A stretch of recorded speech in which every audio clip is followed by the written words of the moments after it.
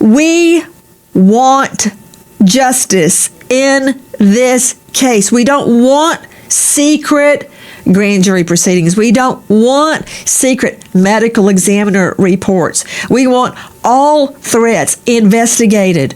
We want the truth behind that audio. I want to know. And I want everybody on that boat polygraphed. We want answers. I don't know who's lying, but somebody's lying right there. That's Nancy Grace, on air, looking straight at the two accounts of what happened to Nolan Wells on Horn Island. One friend says Nolan was heading back to the boat with the group. Another says he chose to stay behind on the island with a girl he'd just met. Both cannot be true. They're not close enough to be a fuzzy memory. They're opposites, and the GPS is telling us something different, and it gets worse. Nolan's phone was left behind on the boat that day. His mother says the location data from Snapchat and Life 360, two apps that should show the same thing, don't match, not off by a few blocks. And content from the day he vanished appears to be missing from the phone entirely. Somebody is lying. The question this case has been fighting to answer ever since is, about what and why? If you're new to this channel, this is the kind of case we live in for weeks at a time, cross-referencing every report, every interview, every piece of data that's been released, until the pieces either fit or they don't. Hit subscribe if that's the kind of digging you're here for, and drop a comment telling us where you're watching from. I read every one. Before any of this, before the phone data, before the lawyers and the cable news panels arguing over a missing persons case out of small-town Mississippi, there was just a kid who wanted a good summer. A college student, a son, a brother. Whatever this timeline proves, that doesn't change who he was before July 4th. He was a person first. Everything else is what happened to him.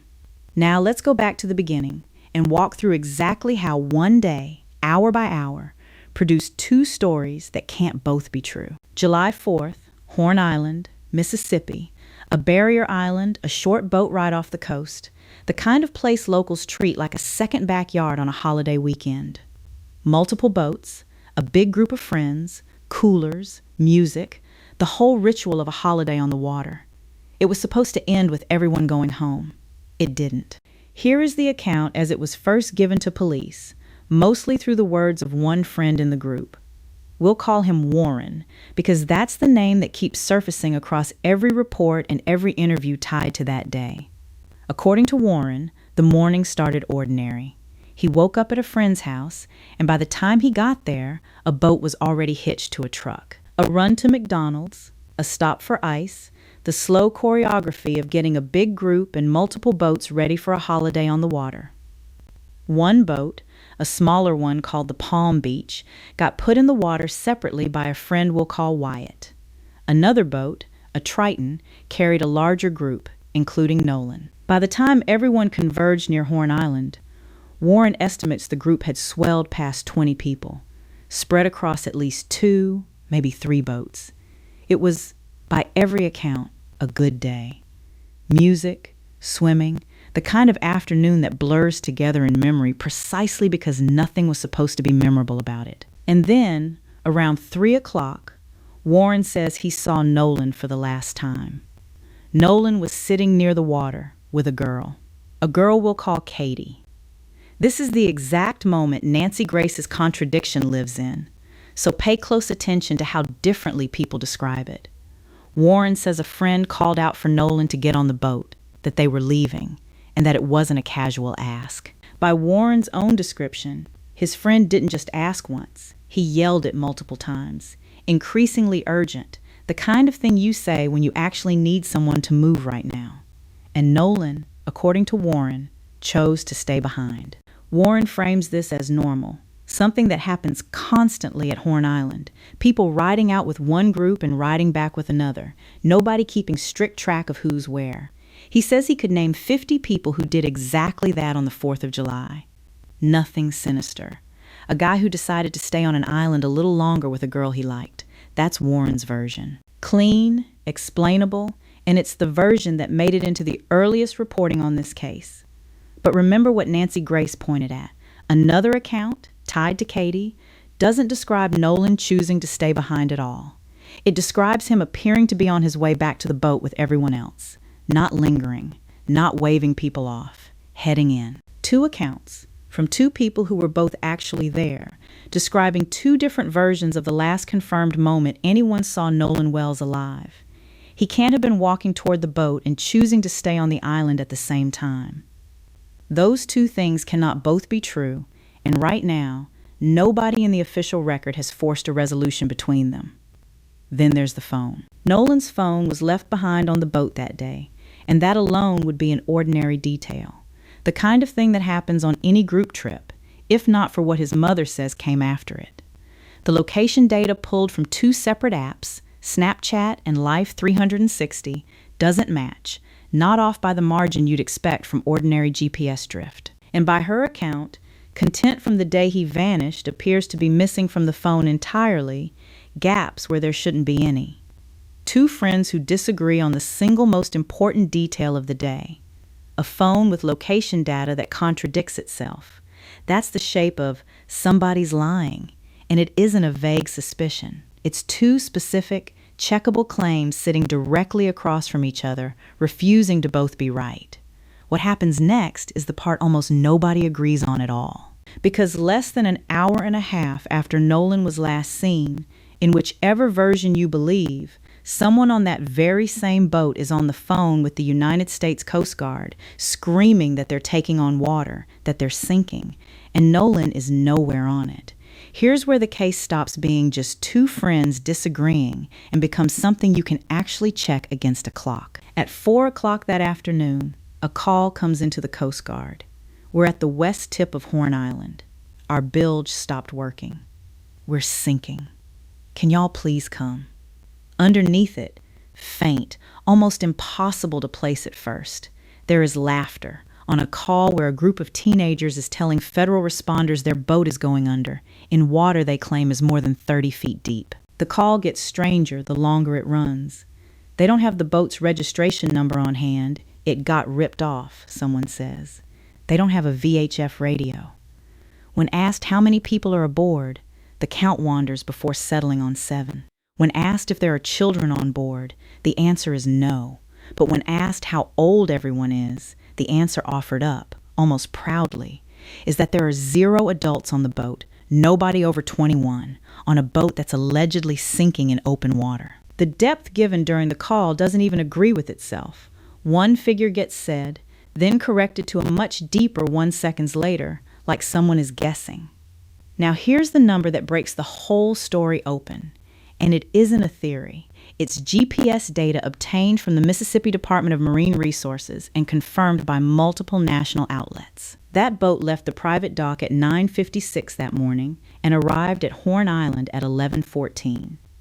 From 11:14 until 4:30 in the afternoon, over 5 hours, the GPS shows it sitting stationary at the island. The entire stretch of time everyone agrees was an ordinary, good day, right up through the moment Nolan was last seen at 3 o'clock.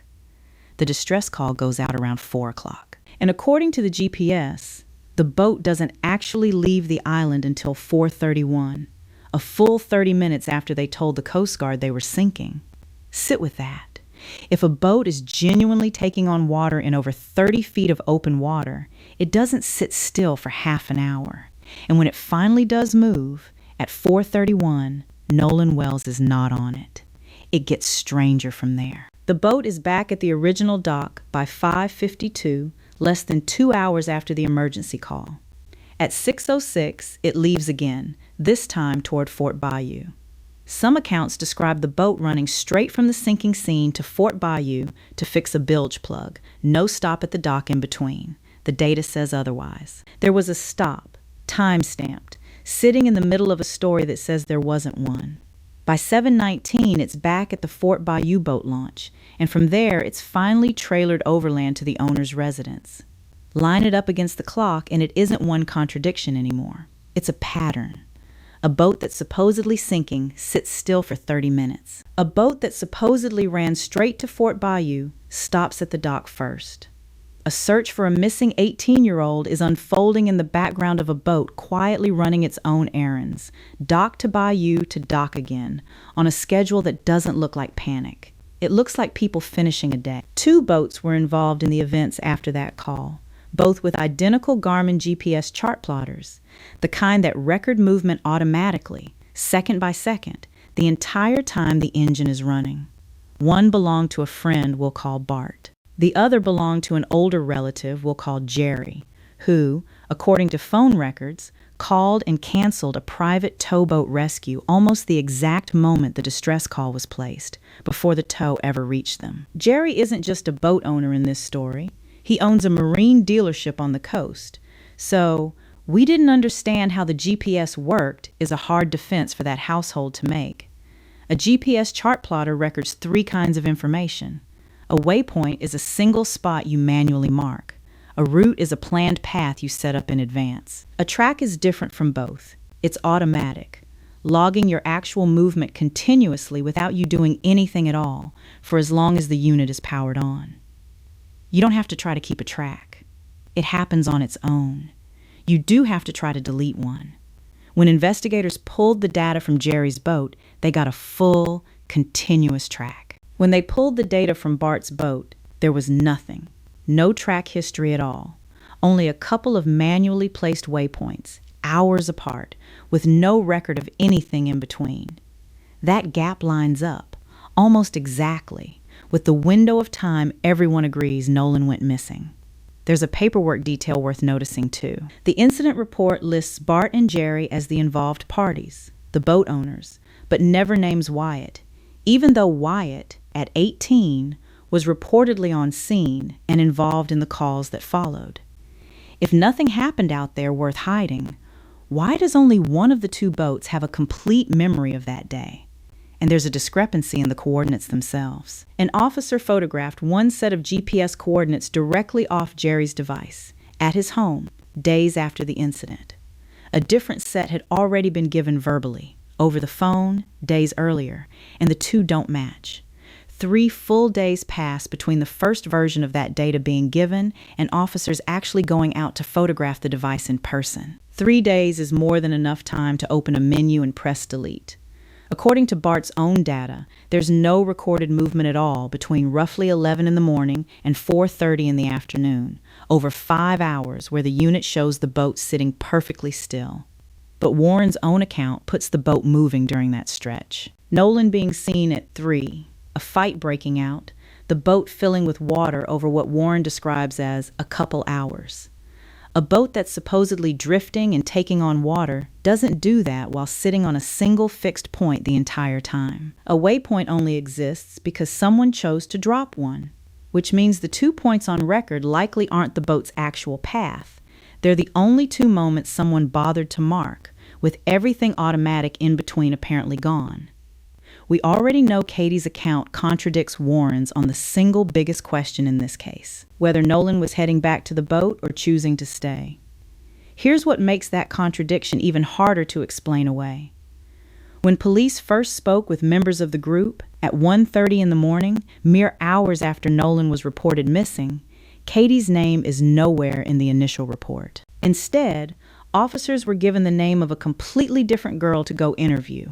One who, by multiple accounts, hadn't actually seen Nolan in over a year and wasn't part of the group that day at all. Somebody in that circle already had a screenshot of a text message from the one person who was actually the last known witness, and instead of handing that over immediately, a different name was given to law enforcement.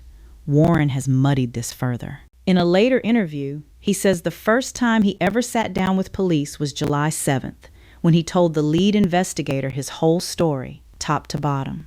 But the record already shows deputies took statements from members of the group at 1:30 in the morning, the same night Nolan went missing, days before July 7th. That's not a fuzzy memory of a chaotic weekend. That's a specific claim about being fully forthcoming for the first time, made by someone who'd already talked to police once before and, by his own timeline, left Katie out of it. There's a second thread here that's genuinely circumstantial, comparing photos posted publicly online. Katie posted a photo in a teal swimsuit the same day. In separate footage of the boats out on the water that afternoon, a girl in a teal swimsuit and white hat appears on Bart's boat, the same boat later towed in, the same boat with the missing GPS track. A second comparison gets made with a pair of red swim trunks worn by someone photographed on the beach right after a fight broke out, and again on that same boat afterward. None of it is confirmed identification, but it complicates the version where everyone was exactly where they say they were. Katie has also said, separately, that she caught a ride home that evening with a family friend, a name that traces back to the co-owner of a marina close to the property the group kept returning to all night. And it lines up with a piece of the GPS route that doesn't get talked about enough. The boat's recorded path takes it southwest toward that same stretch of water, on a leg of the trip that the data says took roughly 45 minutes on the water. The same distance by road takes about 6. A few more names enter the record here. Officer Strickland photographed the GPS data at Jerry's residence and logged what the track line showed. Officer Tatum is one of the investigators working the case directly with the family. Jennifer, Wyatt's mother, let officers into her home and allowed that photograph to be taken, cooperative, but 3 days after the fact. And a friend referenced as Yvonne, present on the island that day on a different boat, gave a careful, guarded answer when asked if anything about the differing accounts struck him as strange. Not a denial, not a confirmation, just caution. That caution shows up again and again. Nobody outright lies in a way that's easy to catch. They leave things out. They answer the question that was asked instead of the question that mattered. There's also the matter of a boat that might not belong in any official count at all.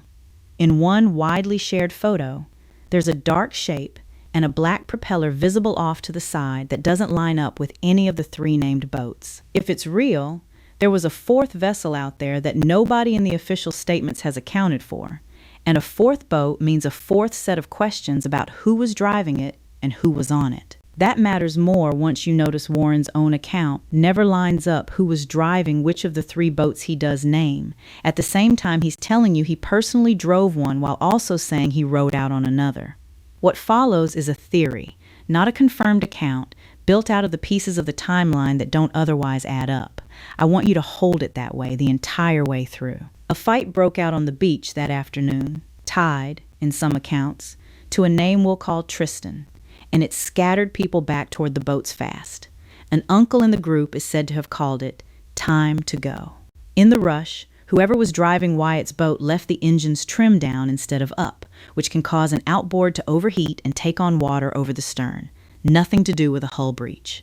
Waves washing over the back short out the bilge pump. That's the "we're sinking" call. Mechanical panic that looks and sounds like a real emergency to a group of scared teenagers on the phone with the Coast Guard. Bart's boat comes over to help, and here's the detail this theory hangs on.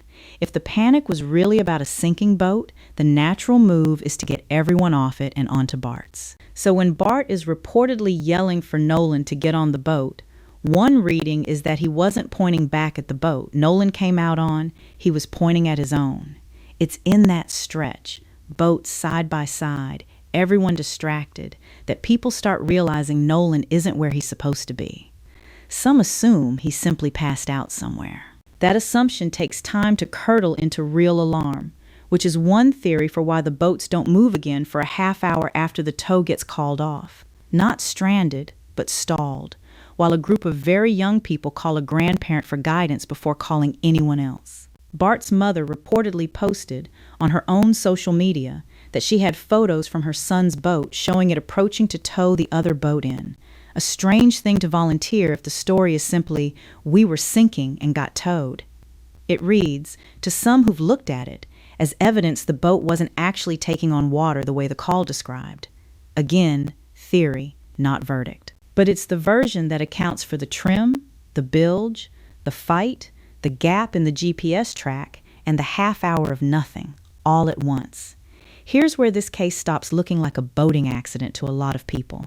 The property the group kept returning to that evening belongs to the grandparents of a young man in the friend group we'll call Jax. Jax's great-grandfather, George, served on the staff of a former Mississippi governor named Cliff Finch, a political figure from the 1960s tied to that era's segregationist politics in the state, whose administration was later the subject of a multi-year federal investigation into corruption within several state agencies. Finch himself was never personally convicted. I want to be clear. A great-grandfather's political history from 60 years ago does not, by itself, prove anything about what happened to Nolan Wells.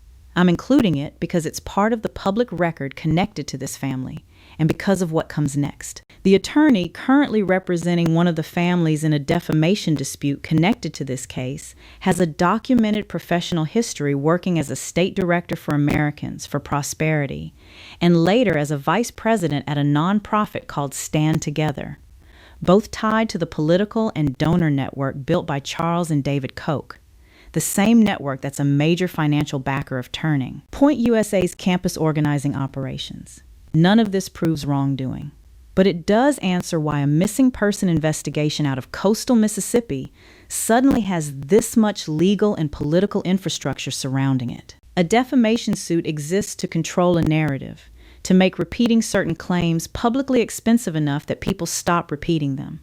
And it's worth understanding that before you decide how much weight to give anything else in this case that gets walked back, deleted, or quietly stops being talked about.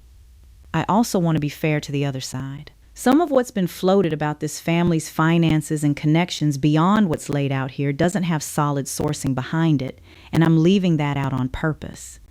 I'd rather give you less and have it hold up than give you more and have half of it fall apart under a second look. As of the most recent public updates, Nolan Wells' case remains officially unresolved. Cause and manner of death, undetermined. His family has not stopped asking questions. They've watched the same accounts you just watched shift and contradict each other in public, and they've followed the investigation without that attention translating into the one thing they've actually asked for, which is a resolution. They've said Nolan deserves to have the truth about his final moments understood, and that they intend to keep pressing for as long as it takes. Some watching this have asked whether race played a role in how quickly or how seriously this was investigated.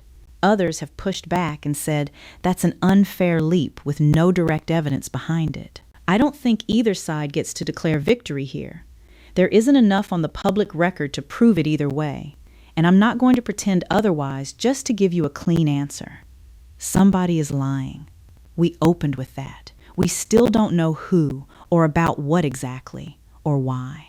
What's the one detail that doesn't add up for you? The Katie contradiction, the phone data, or the 30 minutes? Tell us below. Everything in the second half of this video involving the political connections, the possible fourth boat, and the reconstructed engine and bilge theory is drawn from public reporting, released documents, and reasonable inference, but it remains unproven and, in places, disputed. I've tried to separate what's confirmed from what's still speculation, because Nolan Wells deserves a version of his story that's honest about the difference.